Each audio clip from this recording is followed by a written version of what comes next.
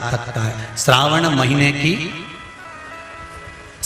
की नवमी तिथि, कौन सी तिथि? नवमी, चाहे शुक्ल पक्ष की हो चाहे कृष्ण पक्ष की हो। 7 दुर्वा, कितनी दुर्वा? 7 दुर्वा अशोक सुंदरी वाली जगह पर चढ़ाकर, शंकर भगवान के ऊपर चढ़ाकर, गणेश जी के चरणार बिंद को लगाकर उसको लेकर आना है। हाटकेश्वर महादेव का स्मरण कर। कौन से महादेव? हाटकेश्वर महादेव। उसको लेकर आइए। उदर में, पेट में रोग हो, बीमारी हो, बहुत ज्यादा तकलीफ हो रही हो, शरीर के अंतर्गत एसिडिटी रहती हो या पेट के अंतर्गत कोई ना कोई बीमारी बनी ही रहती हो, उसको भादों के महीने में, कौन से महीने में? भादों के महीने में किसी भी दिन सुबह के समय जब आप वो दुर्वा लेकर आए, 5 दिन 6 दिन 7 दिन में एक एक कर खाली पेट उसको चबा चबा कर खा लो और पानी पी लीजिए। करना पड़ेगा श्रावण महीने में, खाना पड़ेगी भादों में। चतुर्मास में 4 महीनों का बड़ा बड़ा महत्व है। कभी आपको एक स्मरण रहा हो कि जिस नारी के, स्त्री के रजोधर्म से जुड़ी हुई या पुरुष वर्ग में भी कहीं ना कहीं किसी ना किसी रूप में इस उदर से लेकर एड़ी तक के बीच में जो भी तकलीफें होती हैं उससे जुड़ी हुई के लिए भी सावन के महीने में एक प्रयोग आता है। उसको कर लेने से संपूर्ण जीवन समय में ये नाभि कोश से लेकर एड़ी तक के बीच में कभी तकलीफ हुई नहीं। और वो जल शंकर भगवान को शूलपाणेश्वर महादेव के नाम से चढ़ाया जाता है। कौन से महादेव के नाम से? शूलपाणेश्वर महादेव। शूलपाणेश्वर, उसका भी स्थान है कि वो जल कहां चढ़ता है।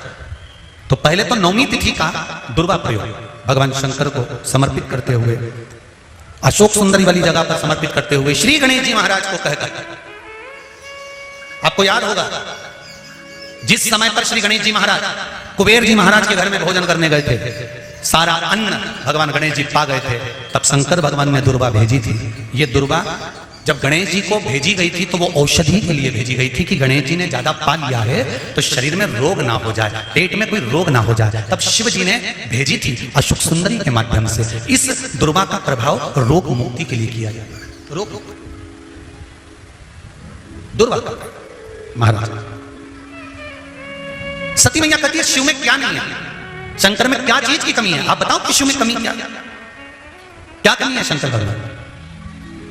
कोई कहते हैं, कई लोग कहते हैं कि शंकर भगवान तो रुद्रदेव है, उनको तो क्रोध जल्दी आता है। हम कहते हैं किसको नहीं आता क्रोध? क्रोध किसको नहीं आता? एक चीटा निकल कर जा रहा है, तुम उसका रास्ता बार बार रोको, बार बार रोको, बार बार रोको, बार बार रोको, चीटा तुम्हारे पांव में खा जाएगा। मच्छर, उसको भी क्रोध आ रहा है। खटमल, जरा सा दबा, क्रोध आ गया। एक कीड़ा तुम्हारे पांव में दबा, क्रोध आ गया, उसने तुम्हारे पांव में काट लिया। एक मक्खी तुम्हारे कपड़े में दब गई, वो मक्खी को क्रोध नहीं आता, पर मक्खी कपड़े में दब गई, दबी हुई थी, बहुत देर से निकलने का प्रयास कर रही थी, नहीं निकल पाई, तुम्हारे शरीर को काट लिया, काटा, तुमने साड़ी झटके, मक्खी निकल कर भाग गई। क्रोध किसको नहीं आता? एक बेल, उसको भी क्रोध आता। गौ माता, उसको भी क्रोध आता। क्रोध किसको नहीं आता? संसार में कौन है जिसको क्रोध नहीं आया? मेरे शिव को क्रोध आता है, पर कब आता है? कहा जब भगवान विष्णु कहते हैं कि अब सृष्टि का संहार करना है, तब मेरा देवाधिदेव महादेव क्रोध में आकर सृष्टि का संहार कर देता है। सती मैया कह रही है पिताजी शिव जी से मेरा विवाह करा दो। शंकर भगवान ने विवाह करा दिया, मन गवारा नहीं करा, इसलिए शिव जी को पूछते नहीं थे। कई संसार में कई लोग ऐसे हैं जो शंकर भगवान की आज भी निंदा करते हैं। संसार में कई लोग, और दूर नहीं, तुम्हारे अड़ोसी पड़ोसी में भी कई लोग ऐसे होंगे, तुम मंदिर जाओगे तो भी निंदा कर देंगे। ये चलिए शिव जी की भक्तन, ये चलिए शंकर जी के मंदिर। कई लोग ऐसे होंगे जो शब्द कर देंगे शंकर जी में क्या रखा है, क्यों वसीर वाले के चक्कर में पड़े हो, क्यों ऐसा कर रहे हो, क्यों वैसा कर रहे हो, उसको तो कथा तक नहीं आती, दिन भर बैठ के उपाय बताते रहता है, टोट के बताता रहता है, तो भी तुम मुंह से कह ही देती हो। उसने किसी के घर जाके थोड़ी ना किया कि तुम उपाय करो, मन हो तो करो, नहीं तो चच्चर तान के सो। कौन कहे? किसी और वाला महाराज तुम्हारे घर पर आकर कहा था कभी कि तुम ये करो, अगर तुम्हें कथा अच्छी लगे तो टीवी चालू रखो, नहीं तो रिमोट तुम्हारे हाथ में दूसरा महाराज आ गया होगा, उसको देखो। कहा किसने तुमसे किसी और वाले महाराज? शंकर से दिल लगाना सरल नहीं है, शिव से दिल लगाना बड़ा कठिन है। मैं विवाह करूंगी तो शंकर से करा विवाह। दक्ष प्रजापति को अच्छा नहीं लगा, अच्छा नहीं लगा, समय आया, सती मैया यज्ञ अग्नि में कूद कर प्राणों को त्याग दी। अधेड़ी तुम कमाओ, मना नहीं है। कभी भी इस व्यासपीठ से हमने ये नहीं बोला कि तुम तुम्हारी दुकान छोड़ दो। बोला कभी? इतनी कथा तुम लोगों ने सुनी होगी, कभी नहीं कहा कि दुकान छोड़ दो, कभी नहीं कहा कि तुम तुम्हारा व्यापार बंद कर दो, कभी नहीं कहा। इतनी कथाओं में आज तक भी आपसे ये नहीं कहा गया कि तुम कथा सुनने यहाँ आओ। बोला क्या? इतनी कथा करी, उसमें एक ही बात कहा कि अपने घर पे बैठ के सुनो और जब तुम्हारा काम हो जाए तब बाबा को भोग लगाने आओ। और ये नहीं किया कि कथा सुनने फिर क्यों आई, वो भी तो समझ में आया। और जजमानों से भी पूछ सकते हो कि दोनों बैठे हैं दुबे जी और बरवन जी, आप इनसे पूछो रामकिशोर जी से और ये दुबे जी से कि इनसे क्या कहा था कि तुम आना, तुम्हारी धर्मपत्नी को लाना, तुम्हारे बच्चों को लाना और ज्यादा से ज्यादा 5-6 लोग। बोला कि नहीं बोला? इससे ज्यादा मत लाना। पर इनका जिसके प्रति दिल होगा, इनका जिसके प्रति भाव होगा, इन्होंने धीरे से फोन लगा के कह दिया होगा काका जी आ जाना, बुआ जी आ जाना। उसी तरह हम तो मना कर देते हैं, पर भोलेनाथ जी पर जिसका दिल होगा तो उसको तो फोन लगा के बोला। हमारे कहने से क्या होगा? लगन तुमसे लगा बैठे जो होगा देखा जाएगा, और तुम्हें अपना बना बैठे जो होगा देखा जाएगा। दिल उससे लगा। अब ये रामकिशोर जी के भी बहुत सारे रिश्तेदार होंगे और दुबे जी के भी बहुत सारे रिश्तेदार होंगे, और इनने भी फोन उसी को लगाया होगा जिसको कथा में रुचि होगी और जिससे इनका जरा आत्मीय प्रेम ज्यादा होगा। ऐसे तो ढेर, जैसे कोरोना में जो शादी हुई थी ना, तुम्हें मालूम है? तुम्हें ही नहीं बुलाया होगा। कोरोना में जो शादी हुई उस शादी में 50 लोगों को बुलाना था, अब 50 में जो गिनती में थे बिल्कुल VIP ने खास उन्हीं को बुलाया गया। तो उसी तरह देवाधिदेव महादेव यदि आपको उज्जैनी बुला रहा है, काशी बुला रहा है, कुबेरेश्वर धाम बुला रहा है, तो ये उसकी मर्जी है, इसमें किसी की मर्जी नहीं। ये उसका मन, ये उसका समय। तो बीच का जो समय है, बचपन गया जाने तो, जवानी मत बिगड़ने देना, अधेड़ी मत बिगड़ने देना, और बुढ़ापा तो जैसा जाएगा ये अपने को भी नहीं मालूम है महाराज, अपने को।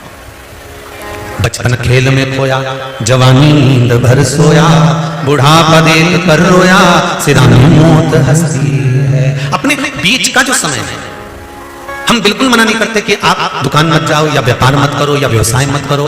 शिव महापुराण की कथा में भगवान शंकर ने बारंबार कहा है, पार्वती जो मनुष्य अपने कर्म को करता है और कर्म की ओर आगे बढ़ता चले जाता है, जैसे नंदी मुझे देखता रहता है और अपने कर्म में लगा रहता है, जो व्यक्ति अपने लक्ष्य को निश्चित कर चलता है और अपना कर्म करता रहता है, पार्वती उसको मंजिल तक पहुंचाने की जवाबदारी मेरी होती है, फिर उसको मंजिल में दे देते। गीता में भी भगवान कृष्ण ने कहा कि कर्म प्रधान है, तुम कर्म करिए।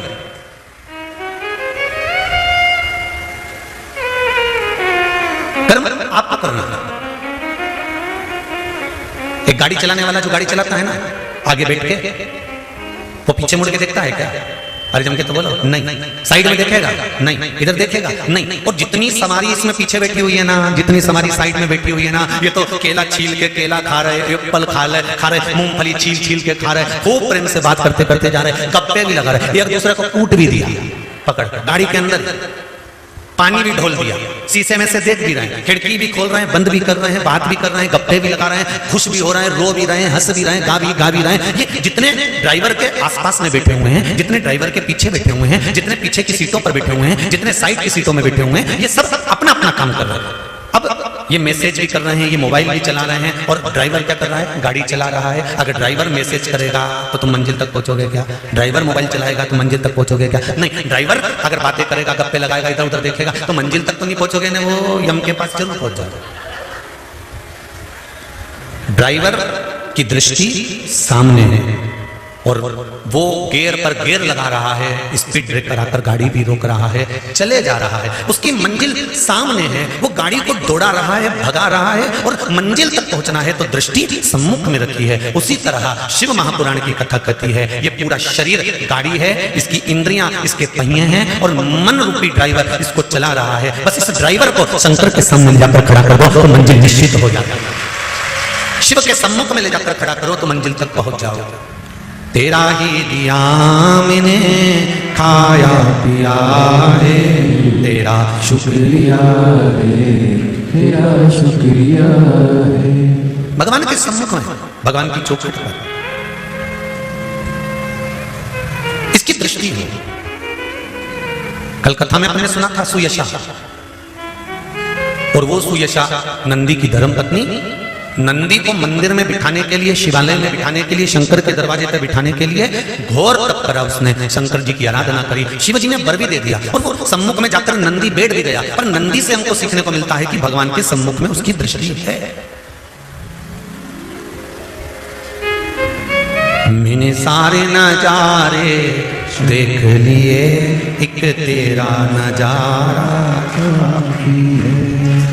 मेरी नाव किनारे लगे ना लगे, मेरी नाव किनारे लगे ना लगे, तेरे दर का किनारा काफी है, तेरे दर का किनारा काफी है। महाराज फिर द्वार मिले ना मिले, पर तेरा जो द्वारा है वो निश्चित, निश्चित, तेरी चौखट निश्चित।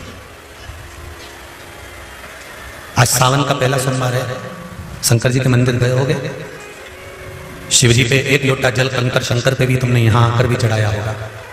जाते जाते बाबा से एक बात कहकर जरूर जाना, जैसे सावन के महीने में जल बरसता है और वो जल बीज पर पड़कर अंकुरित होकर फल देता है, उसी तरह सावन के महीने में मैंने भी एक लोटा जल चढ़ाया है, वो भी ऐसा जल हो कि मेरे जीवन में सुख को अंकुरित करे और मेरा जीवन धन्य हो जाए। ऐसी कृपा कर, ऐसी दया करना। हम तेरे धाम में, हम तेरी चौखट पर कथा सुनने के लिए आए, तेरे दरबार, तेरी चौखट, तू कृपा करे तब सुख मिलेगा। तेरी कृपा बिना न हिले एक भी हम लेते हैं श्वास, तेरी कृपा से। अगर तेरी उदारता नहीं होती, तेरी कृपा नहीं होती, तेरी करुणा नहीं होती, तो संसार का कोई सुख हमको प्राप्त नहीं होता, संसार का कोई सुख हमें नहीं मिलता। महाराज शिव कथा कर रहा, शंकर जी की कथा कर रहा, हाथी का पैर, हाथी का पांव मगर ने पकड़ा,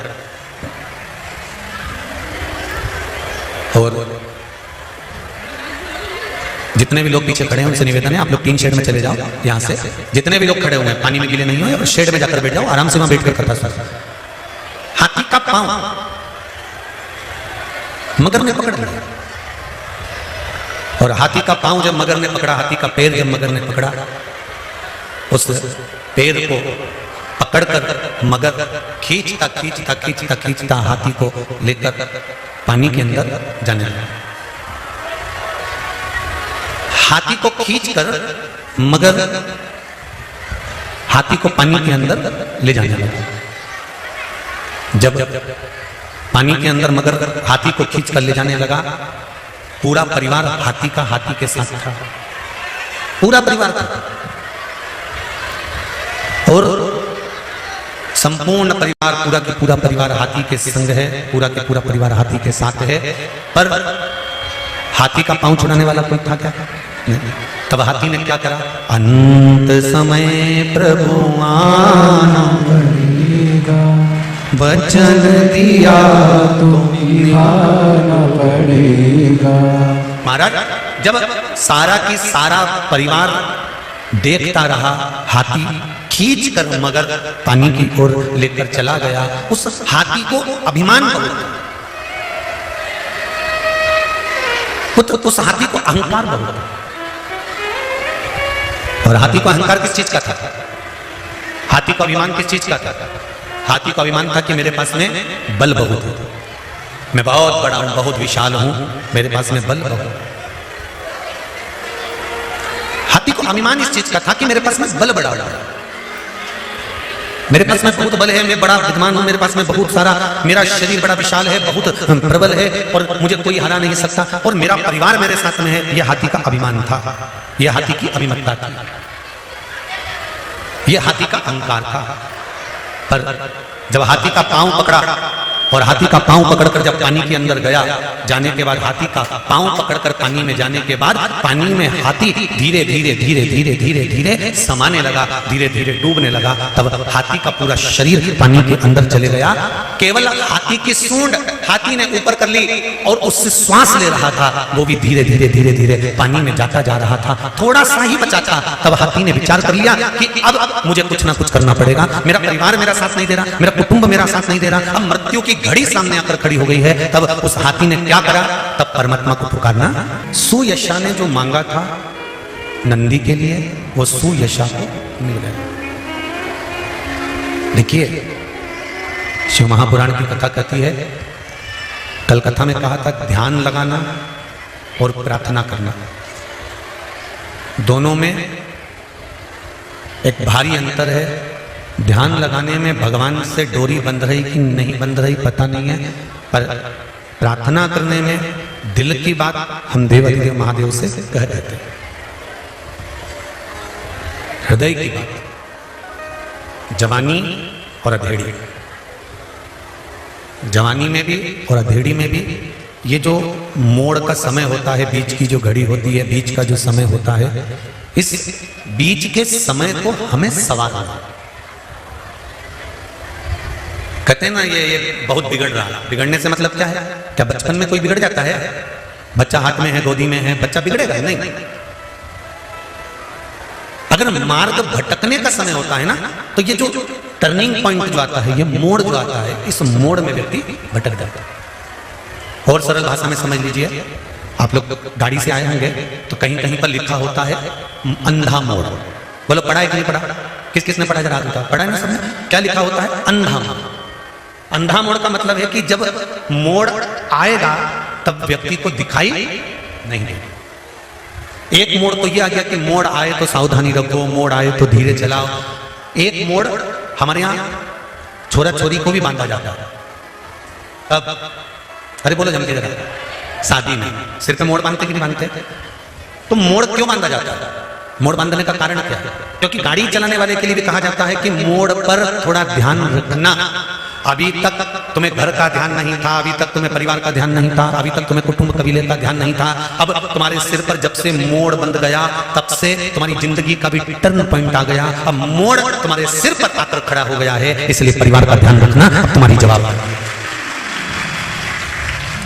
अब माता पिता की जवाबदारी खत्म हो गई थी तब से, जब से गाड़ी, अरे जम के तो बोलो, मोड़ पे पहुंचे, जब से तुम्हारे सिर पर मोड़ रखाया,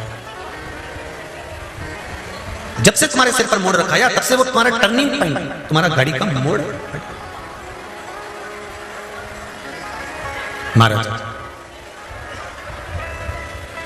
मध्य का समय, बचपन खेल में खोया, जवानी नींद भर सोया, बुढ़ापा देख कर रोया, सिराने मौत हंसती है। ये टर्निंग पॉइंट, ये मोड़। ऊपर निवेदन है, कोई को जाने ना दें, क्योंकि लाइट के कनेक्शन बहुत सारे खुले पड़े हुए, इसका ध्यान रखिए। सबको नीचे उतारो, ऊपर से, ऊपर कोई ना बैठे। शंभू, लाइट के कनेक्शन बहुत खुले हैं, इसलिए ऊपर किसी को नहीं जाने दें, नीचे उतार दीजिए। श्री शिवाय नमस्ते। मोड़ का टर्निंग पॉइंट अपनी जिंदगी में, अपने जीवन में, जीवन की प्रत्येक घड़ी के पल पर एक समय ऐसा आता है जिस समय पर हमको मुड़ना होता है, और कहां मुड़ना है यह हमारे ऊपर निश्चित करता है। सुयशा ने भगवान शंकर से प्रार्थना करी, शिव जी से निवेदन करा, और सुयशा ने शंकर भगवान से प्रार्थना करी, निवेदन करा, तो फल यह हुआ कि भगवान शंकर के शिवालय में, शंकर भगवान के सम्मुख में नंदीश्वर जाकर विराजमान। देखिए,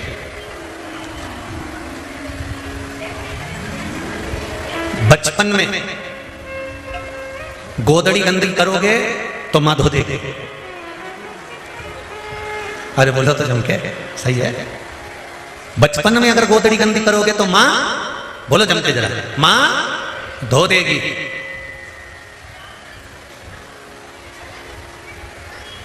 पर जवानी में, अधेड़ी में अगर ये गोदड़ी गंदी करोगे तो इसको कोई दूसरा नहीं धोएगा, धोना तुमको ही पड़ेगा, और वो कर्म के भोग कर धोना।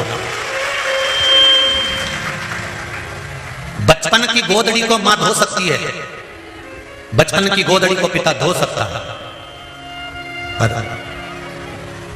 एक बात और सरलता में समझिएगा, अनायास, अचानक तुम्हें ज्ञान नहीं था, अज्ञानी थे, और अज्ञानी होने के बाद में अगर आपने कोई कर्म कर दिया, बेकार काम कर दिया, तो वो अज्ञानता में करा, उसका कोई दोष तुमको नहीं लगेगा। पर मालूम पड़ने के बाद अगर आप कुछ गलत कर्म करते हो तो उसका तो दोष लगेगा ना, उसका तो दोष मान्य होगा। सारी दुनिया को मालूम है कि जन्म हुआ है तो मरना निश्चित है। सारी दुनिया को मालूम है कि बचपन आया है तो जवानी भी आएगी, और जवानी आया है तो बुढ़ापा भी आएगा, अधेड़ी भी आएगी, ये निश्चित है, इसको कोई टाल नहीं सकता।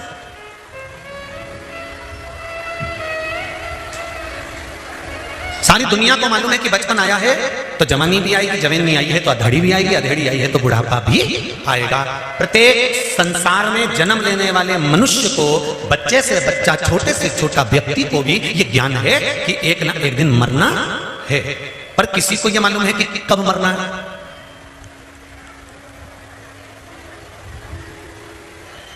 किसी को यह अंदाजा है कि कब प्राण छोड़ना है। दक्ष प्रजापति के यहां जब 60 कन्याओं का जन्म हो गया, तब दक्ष प्रजापति ने मां जगदंबा से, मां देवी से, भवानी से विनती करी और विनती कर कर कहा, मां मेरे घर में एक बेटी का जन्म और हो जाए।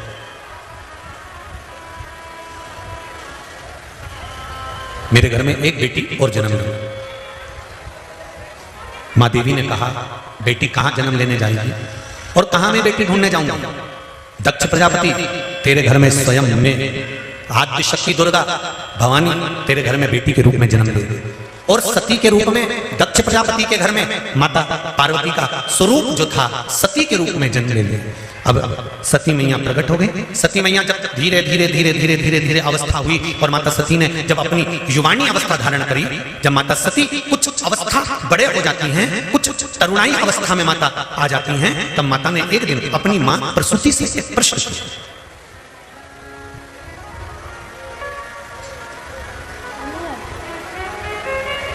अपनी माता प्रसूति से एक प्रश्न किया और माता प्रसूति से कहा, मां मेरे मन का एक संशय है। माता प्रसूति ने सती से पूछा, वो संशय कौन सा है? बता तू क्या संशय तेरे मन में? ये बच्चों का माता पिता के प्रति आत्मीय प्रेम रहता है कि बच्चे जब भी प्रश्न करते हैं तो अपने माँ बाप से करते हैं और होना चाहिए। और प्रत्येक माता और पिता से मेरा निवेदन है, तुम्हारे घर के बच्चे अगर कोई प्रश्न कर रहे हैं तो उसका उत्तर जरूर देना चाहिए माता पिता को, क्योंकि माता और पिता गुरु का एक स्वरूप होते हैं। इसलिए उनका फर्ज है बच्चे जब प्रश्न करें तो माता पिता उत्तर दें। प्रश्न किया और प्रश्न करने के बाद में माता सती ने प्रश्न सरल पर जनहित का प्रश्न, मां यदि इस भूमंडल पर मृत्यु लोक में अगर हमारा जन्म हुआ तो इस मृत्यु लोक में जन्म लेने का हेतु क्या है?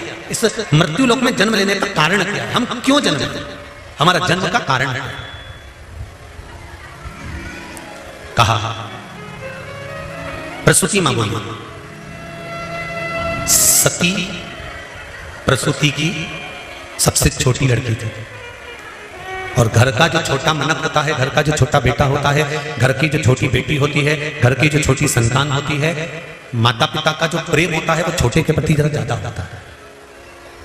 इसलिए हम आपको बार बार कथाओं में भी कहते हैं कि भगवान से प्रार्थना करना कि हमको किसी परिवार में बड़ी बहू बनाकर मत भेजें। जो घर की बड़ी बहू होती है ना, उसको बहुत सुन के चलना पड़ता है, बहुत संभाल के चलना पड़ता है। जरा जरा सी बात में सास चिल्ला के दौड़ जाती है, आंख नहीं थी, तू तो बड़ी थी, तू तो बड़ा था, तेरे में अकल नहीं थी। और घर की जो छोटी बहू होती है ना, वो थोड़ा सा भी काम बिगाड़ देती है ना तो भी सास के मुंह से नहीं निकलता, छोटी छोटी अभी तो छोटी है, अभी अभी कोई इसमें अक्ल है, अभी अभी तो आई है, शादी हुई है, नई नई आई है, उसमें अक्ल है। और फिर बड़ी बहू इतना कह दे कि हम ब्याह कर आए थे, शादी कर आए थे तो 6 महीने में हमको तो कह दिया था कि तुम इतनी बड़ी आई हो, काम करो। और वो अब छोटी है, 2 साल में भी, 4 साल में भी, 6 साल में भी, छोटी हमेशा छोटी ही रहती है,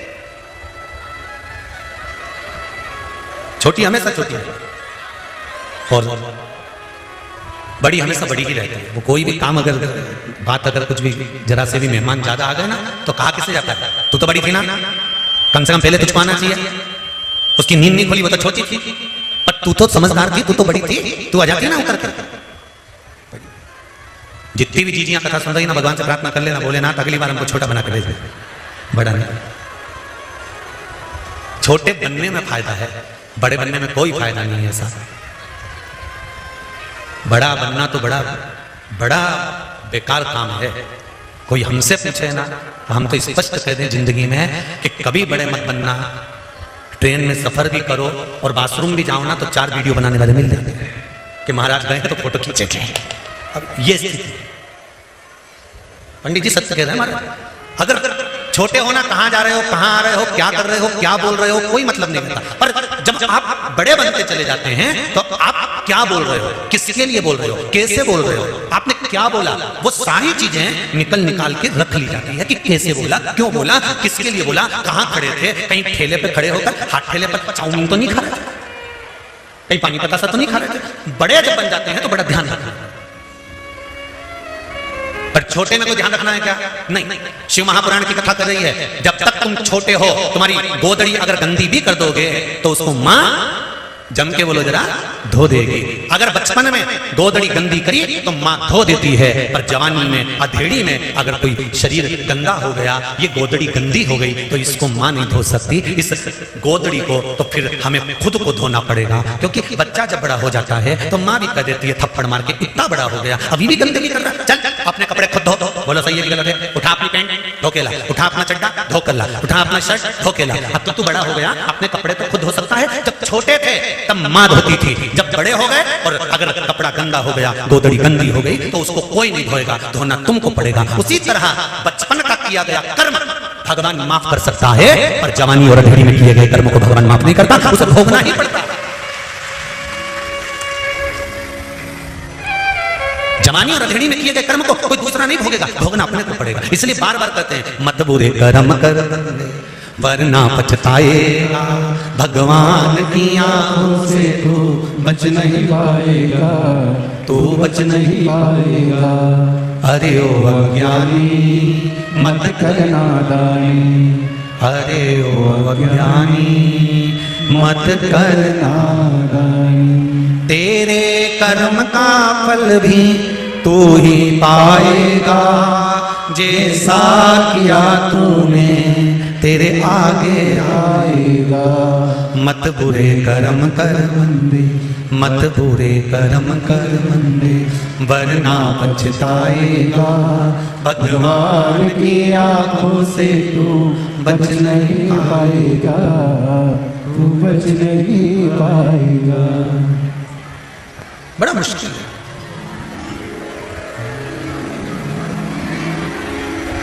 बड़ा मुश्किल है। हमारे कर्म का दंड हमको भोगना, जैसा कर्म करोगे उसके अनुसार फल तो भोगोगे। बस एक बात का स्मरण रहे आपको, जब कर्म का दंड हमको भोगना है तो शिव महापुराण की कथा कहती है, भगवान शंकर की कथा कहती है, शिव तत्व कहता है कि इस कर्म के दंड को भोगने में मेरे भोलेनाथ जी की शरणागति को पकड़ लेना चाहिए। उससे क्या होगा, क्या होगा उससे? तो कहा दुख जब सामने आकर खड़ा भी होगा ना, और आप मन से श्री शिवाय नमस्ते,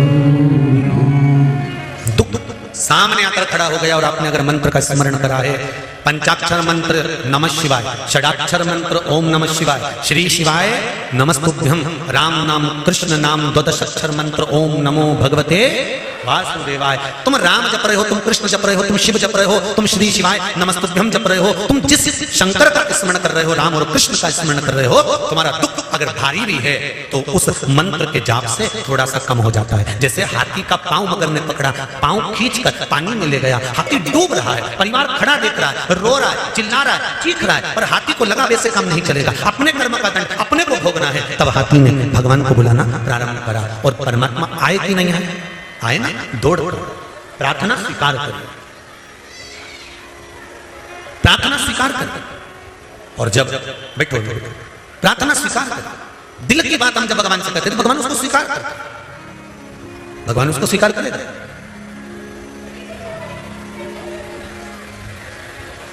आज एक कोई इंदौर से बहन आई थी, कर रही थी गुरुजी कई सालों से, लगभग 6-8 साल हो गए थे, संतान नहीं थी। बाबा ने बड़ी कृपा करी, मैं बड़ी दुखी थी, लोग मुझे ताने बहुत देते थे, बहुत ताने देते थे। तब एक बार शिव महापुराण की कथा सुनी और बाबा से टीवी के सामने बैठकर ही विनय करा, तो बाबा ने मेरी झोली भरी, उसको धोख लगाने, कहीं बैठी हो तो उसको बच्चे को भी लेकर आए थे। ये इस कुबेरेश्वर महादेव की देन है, उसकी कृपा है, उसकी कृपा। एक पत्र आया है, बड़ा सुंदर है, वो भी देखिए।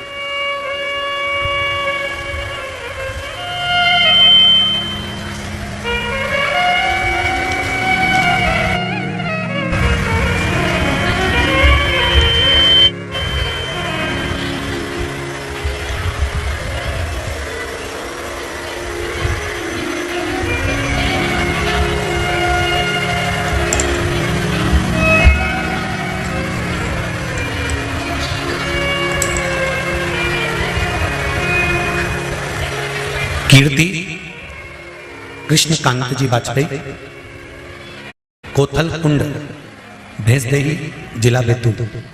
कहीं बैठे हो तो हाथ हिलाइएगा। कीर्ति कृष्णकांत जी वाजपेयी, कोथल कुंड, भैंसदेही, जिला बैतूल। कहीं बैठे हो तो हाथ हिलाइएगा। पत्र में लिखा है, श्री शिवाय नमस्तुभ्यं। तेरी कृपा बिना ना हिले एक भी अणु, लेते हैं श्वास तेरी कृपा से तनु तनु। हे गंगाधार मुक्ति द्वार ओमकार तू, आयो शरण तिहारी प्रभु तार तार तू। मैं बहुत दुखी थी अपने पति के शराब की लत के कारण। गुरुजी आपके बताए अनुसार उपाय करी। 10 जनवरी की अष्टमी को 31 बेलपत्र, 31 चावल और 31 मूंग का उपाय किया। उसके बाद में पति की शराब की लत बाबा की कृपा से 12 जनवरी को जब मैं बहन के घर गई और वहां से पुनः वापस लौट कर आई, तब से मेरे पति ने शराब छोड़ दी है। उसके बाद आज तक नहीं की। ये शिव कृपा, ये शंकर की उदारता। आप जो कर्म करते हो, आप जो भगवान शंकर की भक्ति करते हो, भगवान शंकर को एक बेलपत्र समर्पित करते हो, एक लोटा जल समर्पित करते हो, एक चावल का दाना, एक पुष्प की अगर पंखड़ी भी समर्पित कर रहे हो तो उसका फल मिलेगा जरूर। वो फल टल नहीं सकता।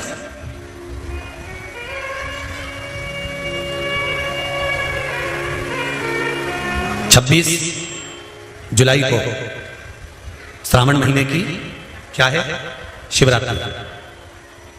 शाम को 7 बजे से लेकर 8 बजे तक ऑनलाइन शिव महापुराण की कथा के अनुसार भगवान शंकर का शिवलिंग का अभिषेक करेंगे। आपके नगर में ब्राह्मण जन हो, आपके पहचान वाले हो, तो उनको भी उस अभिषेक में शामिल करें। पार्थिव शिवलिंग का निर्माण करें। ब्राह्मण श्वेत मिट्टी का बनाए, वैश्य पीली मिट्टी का शिवलिंग बनाए, क्षत्रिय लाल मिट्टी का शिवलिंग बनाए, शुद्ध काली मिट्टी का शिवलिंग बनाए। अगर मिट्टी नहीं मिलती है तो तुम्हारे गमले में जो भी मिट्टी हो, वो जिस कलर की हो, उस कलर का शिवलिंग का निर्माण करो। और शिव की अर्चना, शिव की आराधना अवश्य है। शंकर भगवान को गेहूं के दाने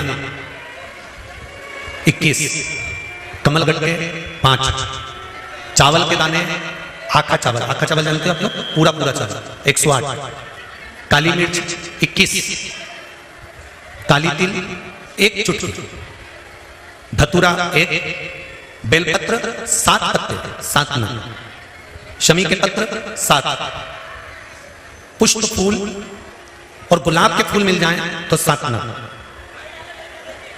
पुष्प फूल मिल जाएं, अगर गुलाब का लाल फूल मिल जाए तो ठीक, नहीं मिले तो गुलाब का फूल मिले तो उसकी पंखड़ी भी निकाल सकते हैं, पर थोड़ा सा कलर लाल होना चाहिए। हम सफेद फूल का इसलिए मना कर देते हैं क्योंकि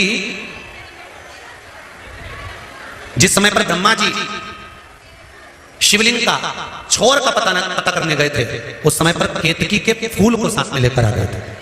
किसी के स्मरण में ना रहे और वो भूल से केतकी का फूल उठा लाया और अभिषेक में चढ़ा दिया तो दोष तो उसको भी लगेगा। इसलिए हम सफेद फूल का वर्णन नहीं करते। हम कहते हैं कि लाल फूल एक छोटा सा चढ़ा दो, उसकी पंखड़ी निकाल कर साथ चढ़ा दो, पर चढ़ाएं लाल।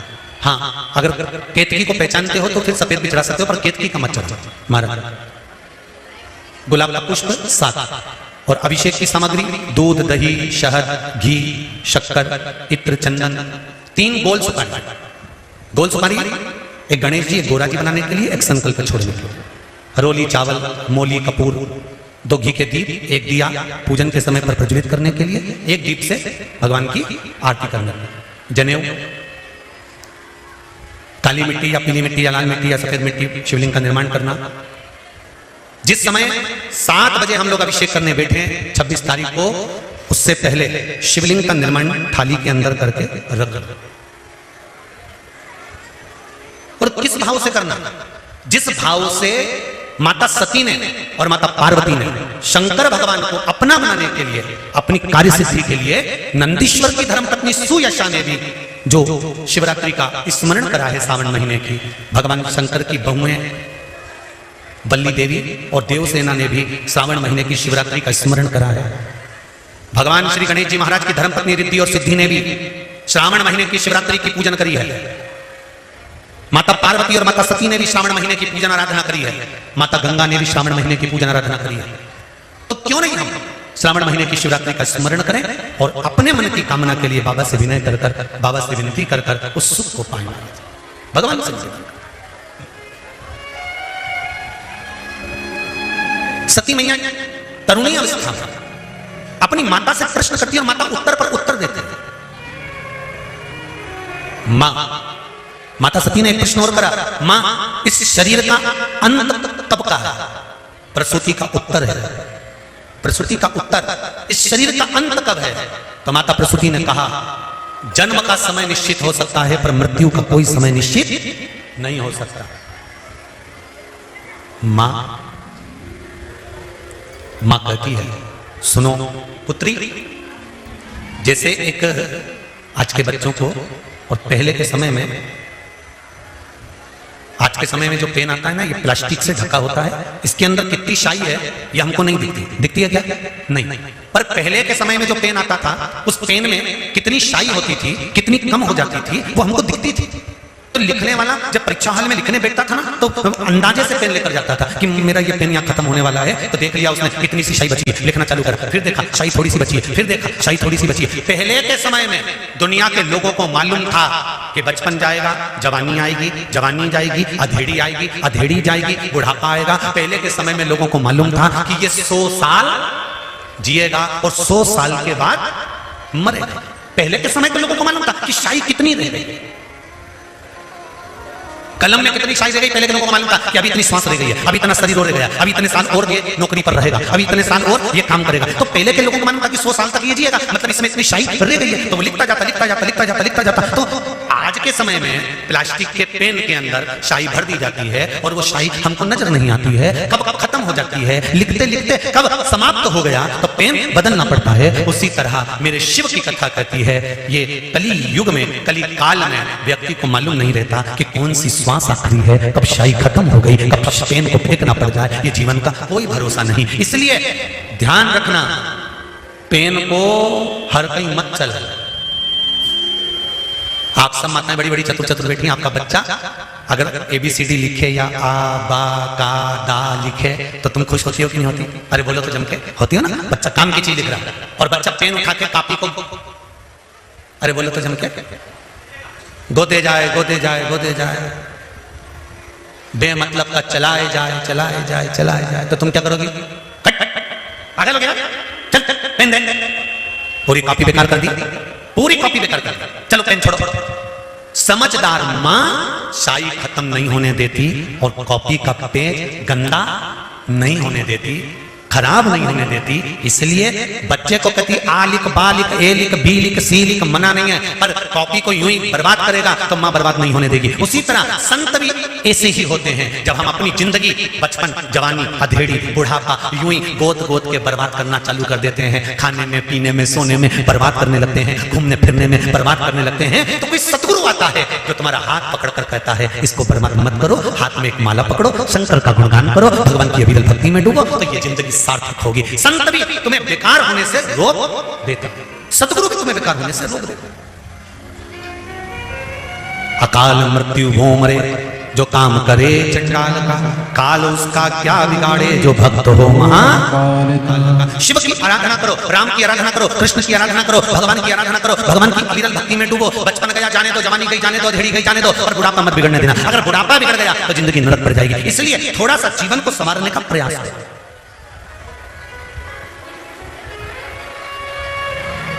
थोड़े से जीवन को संवारना। शिव कथा करती है, भगवान शंकर का गुणगान करता है, शिव का स्मरण करता है। माता सती ने माता प्रसूति से कुछ प्रश्न करे, उस प्रश्न के आनंद में माता प्रसूति ने सती को शंकर भगवान की शरणागति का सुख प्रदान किया, भगवान शंकर के चरणारविंद का सुख प्रदान किया। देखिए कितना सुंदर भाव कहा है यहाँ पर, शिव महापुराण का बड़ा सुंदर संवाद कहा है। सुनिए, भाव से इसको स्मरण करिएगा। सती मैया ने अगला प्रश्न किया है, जैसे आपको कल कथा में कहा था कि ये लोग जो राखोड़ी करते हैं ना, राखोड़ी, आप लोगों को ध्यान में होगा कि महाराष्ट्र साइड में मारवाड़ी परिवार जो भी जितने भी रहते हैं वो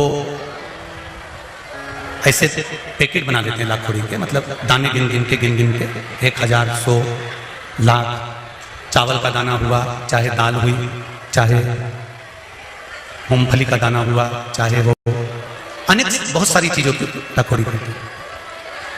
और वो चतुर्मास के अंतर्गत आप लोगों ने भी देखा होगा, कई माताएं बत्ती तैयार करती है, तो एक बत्ती बनाई, 2 बत्ती बनाई, 3 बत्ती बनाई, फिर उस बत्ती को बना बनाकर और 108 या 1008 बत्ती की, जम के बोलो जरा, एक बत्ती बना देता। दर्शन किए आप लोगों ने, कहीं करें आप लोगों ने? लंबी लंबी बत्ती बनाती हैं और एक बत्ती बना के पट के फिर दूसरी बना दी, फिर तीसरी बना दी, चौथी बना दी, फिर बनाते बनाते बनाते बनाते 108 बत्ती या 1008 बत्ती, और उस बत्ती की फिर एक बत्ती। इसका क्या मतलब है? जितने लोग आस्था चैनल पर सुन रहे हैं, जितने फेसबुक यूट्यूब पर सुन रहे हैं, जरा ध्यान से सुनिए। लाखोड़ी का मतलब क्या होता है कि हमने जो चिरौंजी ली वो इतनी ले ली, हमने तिल्ली ली तो इतनी ले ली, हमने गिन गिन के चावल का दाना की राखोड़ी करी, हमने इसकी राखोड़ी करी, तो उसका मतलब क्या है? उसका फल क्या फल मिलता है? तो उसका फल का वर्णन करा गया। सती मैया ने शंकर भगवान को पति बनाने के लिए और अंत में भगवान शंकर के ही कंधे पर मृत्यु के पश्चात एक सौभाग्यवती नारी, अखंड सुहागन नारी का सबसे बड़ा, अगर भगवान से कुछ मांगना होता है तो वह भगवान से यही मांगती है कि जब मैं मरूं, मेरे मांग में सिंदूर हो, गले में मंगलसूत्र हो, हाथों में चूड़ियां हो, पांवों में पायल हो, मेहंदी महाबूर मेरे लगा हुआ हो, लाल चुंदड़ी में ओढ़ी हुई हो, और अपने पति के कंधे पर और अपने पुत्र के कंधे पर चढ़कर मैं शमशान तक जाऊं। ये एक सौभाग्यवती नारी भगवान से मांगती है श्रावण महीने। इस लाखोड़ी का मतलब क्या है? एक बत्ती, 2 बत्ती, 3 बत्ती, 4 बत्ती, 5 बत्ती, 6 बत्ती, 7 बत्ती, और उस बत्ती को फिर 108 पूरी होने पर, 1008 पूरी होने पर उस बत्ती को फिर बांधकर एक करा जाता है। इस बत्ती का मतलब क्या है? क्या मतलब है? क्या महत्व है? अभी आपको कथा में कहा था कि गेहूं के 21 दाने लिखा है कि जिस दिन 26 तारीख को शाम को 7 बजे से लेकर 8 बजे तक हम ऑनलाइन शिव जी का अभिषेक करें शिवरात्रि के दिन, तो गेहूं के 21 दाने, चावल के 108 दाने। तो क्या हम एक दाना चढ़ाएंगे तो क्या शिव स्वीकार नहीं करेगा? हम चावल का एक दाना चढ़ाएंगे तो क्या शंकर स्वीकार नहीं करेगा? क्या हम श्रावण महीने में 1 लोटा पानी चढ़ाएंगे, 1 लोटा जल का चढ़ाएंगे तो क्या शंकर स्वीकार नहीं करेगा? शंकर भगवान तो भोले भक्त हैं, कि वश में हैं, तुम जो चढ़ाओगे वो स्वीकार करेगा। पर हम जो श्रवण करते हैं, क्यों 21 दाने, क्यों 108 दाने, क्यों बेलपत्र 7, क्यों 11, क्यों 5, क्यों 4, क्यों 3, क्यों 2, क्यों 1? इसका महत्व क्या है? क्या महत्व? महाराज शिव पुराण का स्कंद पुराण वर्णन करती है, कुर्म पुराण में भी इसका सुंदर भाव व्यक्त वर्णन किया गया है, और गर्ग संहिता में भी इसका सुंदर भाव वर्णन होता है कि हम कोई भी सामग्री की सवामणि करते हैं या राखोड़ी करते हैं, या दीप की बत्तियां हम ज्यादा बनाने के बाद में एक बत्ती का निर्माण कर कर भगवान को समर्पित करते हैं, उसके पीछे एक कारण होता है। स्त्री नारी सौभाग्यवती रहकर एक वस्तु का दान नहीं करती। फिर समझ लेना मेरी जीजी, केवल अकेली साड़ी बिना ब्लाउज पीस के किसको दी जाती है यह आप भी जानते हैं। एक वस्त्र का दान किस समय पर दिया जाता है? जिस समय पर किसी नारी का पति चले गया हो, और मायके से पहली बार जो वस्त्र आता है, सबको अंदाजा होगा इस चीज का, उस नारी के लिए जो पहला वस्त्र आता है उसमें ब्लाउज का पीस नहीं आता, केवल एक साड़ी ही आती है, कपड़ा नहीं आता, दूसरा वस्त्र नहीं आता। क्यों सनातन धर्म में, हमारे हिंदू धर्म में कहा जाता है कि ब्राह्मण को भी अगर वस्त्र दिया जाता है तो वो जोड़े का दिया जाता है। धोती दी है तो साथ में कुर्ता देना है, शर्ट दिया है उसके साथ में भले जनेऊ रख देना है। अगर आपके पास में धोती नहीं है, पजामा का कपड़ा, पैंट का कपड़ा नहीं है तो जनेऊ रख दो। जनेऊ नहीं हो तो हाथ में बांधने वाली वो मोली, नाड़ा, लच्छा वो बांध कर दे दो, वो रख दो। स्त्री को कोई वस्त्र दे रहे हो तो साड़ी के साथ में ब्लाउज लगा कर दो या कोई सौभाग्य की वस्तु रख दो। अकेला ब्लाउज पीस भी दे रहे हो तो उसके साथ टीकी का पत्ता रख दो, उसके साथ कोई वस्तु जोड़े से होना चाहिए, सिंगल वस्तु का दान नहीं दिया जाता। बहुत अच्छे से समझ लेना भाई, थोड़ा सा त्योहार आ रहे हैं, आप लोगों से भी कोई गलती ना हो तो स्मरण करना कि हम अगर कोई वस्तु का दान दे रहे हैं तो वो एक से अधिक में जब देते हैं तो नारी के लिए अखंड सौभाग्य का। अब सती मई, किसी ने प्रश्न करा था, 3-4 कथा निकल गई होगी उस समय पर, किसी का एक मोबाइल पर प्रश्न था, किस सती मैया ने कौन सा व्रत किया था जब सती जलकर भस्म हो गई थी तो शंकर भगवान ने उसको कंधे पर उठाया था और कंधे पर उठाकर सती मैया को लेकर भगवान शंकर ने तांडव किया था। सती ने ऐसा कौन सा पुण्य कर दिया था जो अपने पति के कंधे पर बॉडी पड़ी हुई है, लाश पड़ी हुई है, शव पड़ा हुआ है और सती मैया के शव को लेकर शंकर नाच रहे हैं, शिव तांडव कर रहा है। कई लोग हमको पागल कहेंगे, बताओ सिगर वाला गुरुजी तो बैठे बैठे कहते रहता है 21 दाने चावल पे चढ़ा दो तो 11 दाने चढ़ा दो तो 5 दाने चढ़ा दो तो 7 दाने चढ़ा दो, 7 बेलपत्र चढ़ा दो तो काली मिर्ची इतनी चढ़ा दो। उसका कारण क्या है? कभी एक एक पुराण को, एक एक शास्त्र को उठाकर तो देखो कि उसमें कितना कितना वर्णन लिखा हुआ है कि कितनी मात्रा में क्या चढ़ना चाहिए। आपने एक भगोना चाय रख दी, चाय के लिए इतना बड़ा भगोना, उसमें 50 लीटर दूध, 50 लीटर पानी और तुम चाय बना रहे और पत्ती 1 चम्मच डाल दी, चाय में स्वाद आएगा नहीं। उसके अनुसार आपको चाय की पत्ती भी ज्यादा डालना पड़ेगी। जब दूध ज्यादा है तो पत्ती उतनी डालो। अब तुमने जैसे किसी किसी किताब में लिखा रहता है 2 चम्मच बेकिंग पाउडर डालो, आधी चम्मच शक्कर डालो, फिर 1.5 चम्मच इलायची का पाउडर डालो, फिर आधी चम्मच ये डालो, फिर धीरे धीरे उसको धीमी धीमी आंच पे हिला। तो उसने नहीं तो डायरेक्ट लिख देता तुम्हारी मर्जी पड़े उतना कोई कई को माता बच्ची करेगा मतलब का कि 250 ग्राम डालो कि 2 ग्राम डालो कि 4 ग्राम डालो। हलवाई भी तुम्हारे यहाँ पर अगर कोई बड़ा फंक्शन है, तुम्हारे यहाँ पर अगर कोई शादी ब्याह है, तुम्हारे यहाँ पर कोई कार्यक्रम है तो हलवाई भी लिख देता है, तराजू बाट ला कर रखना, हलवाई भी लिख देता है, आधा किलो जीरा ला के रखना, 1 किलो ये ला कर रखना, 2 किलो वो ला के रख देना। नहीं तो हलवाई कह देता पर्चे के ऊपर लिख के तुम्हारी मर्जी पड़े उतना लाने पटक दो, मैं तो बना दूंगा। पर नहीं, इतना इतना तो चाहिए, स्वाद लाना है तो ये सब सामग्री तो मुझे इसमें डालना पड़ेगी। उसी तरह अगर पति के कंधे पर जाना है प्राण छूटने के बाद, माता सती का शरीर अगर शंकर के कंधे पर पड़ा था, 52वें नंबर का विवाह है माता पार्वती और शंकर का। 51 बार माता पार्वती जन्म लेकर प्राणों को त्याग चुकी थी। 50 बार माता पार्वती, कभी उमा, कभी कात्यायनी, कभी कुष्मांडा, कभी स्कंदा, ऐसा माता पार्वती के ना जाने कितने जन्म हुए, कितने अवतार हुए। इन सारे जन्मों में माता पार्वती के शरीर को शंकर भगवान कंधे पर लेकर नहीं नाचे। माता उमा को लेकर शंकर भगवान कंधे पर नहीं नाचे, माता कात्यायनी को लेकर नहीं नाचे, कुष्मांडा को लेकर नहीं नाचे, स्कंदा को लेकर नहीं नाचे, ध्रुमा को, बगला को मेरे भगवान शंकर कंधे पर लेकर नहीं नाचे। शंकर भगवान अगर कंधे पर लेकर नाचे हैं तो माता सती को लेकर नाचे। उसका कारण क्या था? क्योंकि सती मैया कोई भी वस्तु केवल एक समर्पित नहीं करती थी। माता सती का नियम था वस्तु की मात्रा को बढ़ा देती थी। शंकर का अनुमोदन करने के लिए, शिव का स्मरण करने के लिए माता सती दीप भी अगर लगाती थी तो एक बाती का नहीं लगाती थी। बाती की फिर सरल भाषा में समझ लो और सरल से, दूल्हा दरवाजे पर जब आता है, मटकी में जो दिया लगाया जाता है, सालियों लेके खड़ी होती है कन्याओं, वो मटकी में 1 बत्ती का दिया लगता है कि 4 बत्ती का लगता है? जम के बोले 4 बत्ती का लगता है ना। 4 बत्ती का दिया, क्योंकि हमारे यहाँ शुभ कार्य हो रहा है, 4 बत्ती का दीप लगाया। तुम्हारे यहाँ प्रतिदिन घर में आरती करते हो गए तो जो घी के डब्बे में भींगी भिंगाई बत्ती रखी रहेंगी उसको निकाल के धर देते। बोलो सही है गलत है? निकाल के धरी, माचिस से लगाई, तन मन धन सब कुछ तेरा, और आरती कर पुरा के घंटी बजा के भोग लगा के शक्कर रख के भगवान को प्रणाम करके चली जाती। अब तुम्हारे यहाँ सत्यनारायण भगवान की तुमने कथा करवाई तो जो घी की बत्ती लगी वो तो लगी, उसके अलावा एक दिए में कपूर अलग से लगाया। मतलब कितनी बाती हो गई? एक घी की होगी, एक कपूर की आरती होगी। जजमान लोग यहाँ आरती करते हैं, उसके बाद में कपूर को फिर जला देते हैं। उसका कारण क्या है? अधिकता में फल प्राप्त करना, अधिकता में फल देना।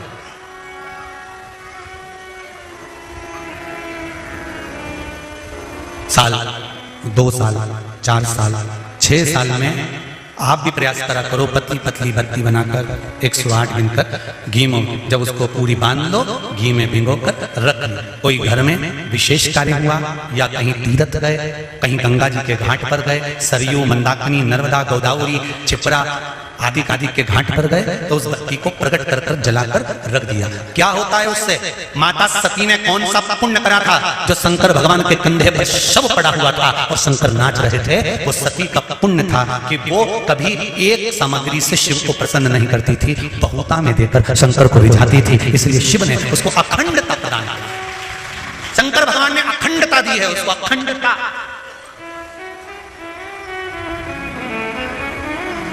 बल्ली देवी ने एक कलश, देवसेना ने एक कलश, भाग विभाजित हो गए थे, भाग विभाजित।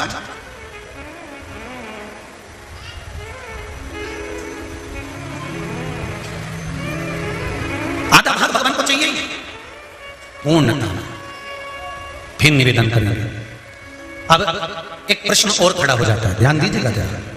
एक गुरुजी तो कथा में कहते हैं कि एक बेलपत्र भी चढ़ा दी तो भगवान शंकर ने स्वीकार करी। सियोर वाले गुरुजी कहते हैं एक चावल का दाना भी चढ़ाया तो भगवान शंकर ने स्वीकार करा।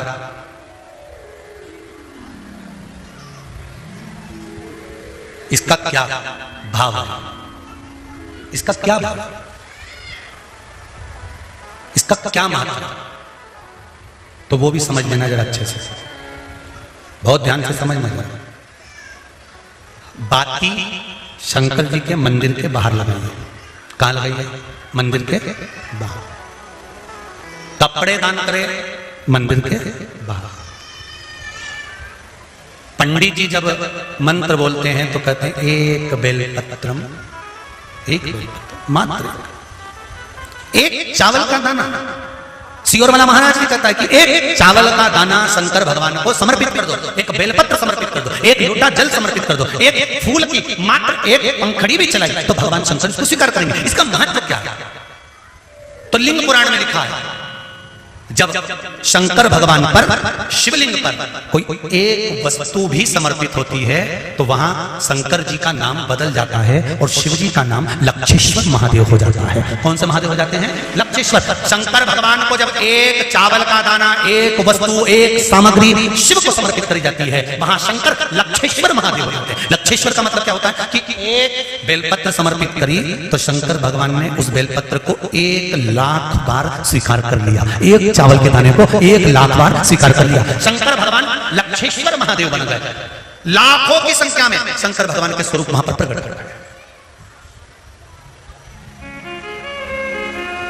आप में से कितने लोग हैं जो क्षिप्रा नहाए थे? आप में से कितने लोग हैं जो नर्मदा नहाए? आप में से कितने लोग हैं जो गंगा नहाए? आप में से कितने लोग हैं सरयू नहाए? कहीं ना कहीं किसी पवित्र नदी में आप लोगों ने स्नान जरूर करा होगा। बोलो करा कि नहीं करा? जितने लोग कथा सुन रहे हैं उनने भी करा होगा, जितने फेसबुक पर सुन रहे हैं उनने भी करा होगा। किसी ना किसी पवित्र नदी में आपने, हमने, सबने स्नान करा होगा। अब स्नान तो हम कर लिया, उस गंगा नदी में हम नहाए तो गंगा नदी में हमने स्नान करा और स्नान कर कर बाहर निकले तो हमको 1.25 लाख बार स्नान का पुण्य मिल जाए। उसके लिए क्या करना पड़ेगा? एक डुबकी लगाए हो महाराज और कह रहे हो कि 1.25 लाख डुबकी का फल चाहिए, तो क्या करोगे?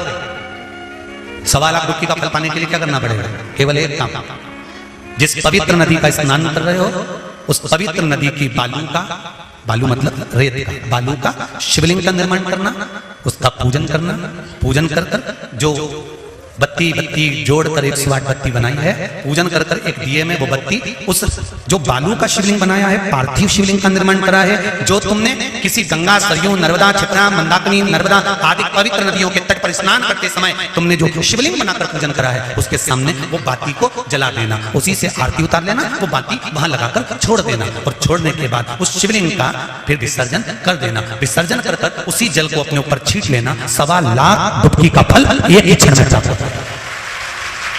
इसको लक्षेश्वर महादेव कहते हैं।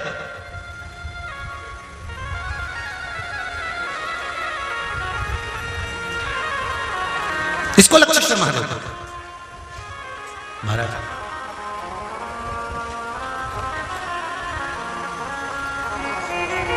कितना फल है? एक चावल का दाना समर्पित करने का कितना फल है, एक बेलपत्र समर्पित करने का कितना फल है, एक पुष्प की एक पंखड़ी समर्पित करने का कितना फल है।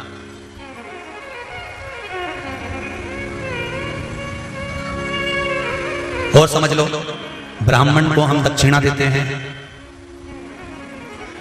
भांजा भांजी को हम भेंट देते हैं, बहन बेटी को हम कुछ रुपए देते हैं। जिस लिफाफे में रुपए को रख कर दिया जाता है उसमें एक का सिक्का पहले से लगा होता है। बोलो सही है कि गलत है? क्यों? समता में नहीं, बढ़ाकर दिया गया, बहुत अधिक कर कर दिया गया। हमने अगर अधिक कर कर दिया है तो उसका फल भी हमको अधिकता में प्राप्त हो। अधिक वो तो कहीं कहीं का होता है जो सोच विचार में थोड़ी गड़बड़ी कर सकता है। एक हमारे मित्र हैं, एक जगह जन्मदिन पर गए तो वहां उन्होंने जन्मदिन पर उन्होंने 5 रुपए लिफाफे में रखे। तो हमने कह दिया, क्यों रे हो प्रकाश, उसके यहाँ जन्मदिन पर जा रहा है तो 5 रुपए रख रहा है। तो क्या हमने जन्मदिन मनाया था 8 साल पहले, तब उसने भी तो 5 रुपए रख के दिए थे। तो हमने कहा 8 साल पहले 5 रुपए की महत्वता थी, अब तो 5 का 10 हो गया, तो 10 तो दो। हमारे यहाँ पहला सा नियम था, बहन बेटी जितनी बार आती थी ना, जितनी बार आती थी, घर की बहुएं उसकी झोली में थोड़ा सा चावल दाल जो भी घर में होता था वो डालती थी। भले वो लेकर नहीं जाती थी, इतना सा दाना पल्लू में बांधा और लेकर चली गई, भले वो वहीं छोड़ गई, पर उसकी झोली कभी खाली कर नहीं भेजते थे। आप में भी जितने लोग बैठे, ऐसा नियम पहले था।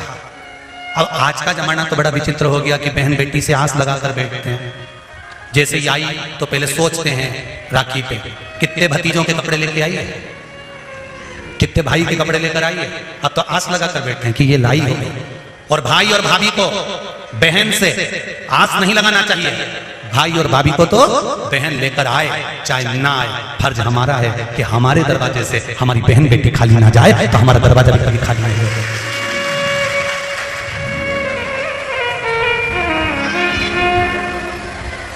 कितना अंतर है, कितना। सनातन धर्म में जन्मदिन पर केक काटा जाता है क्या? अरे बोलो जल्दी। नहीं,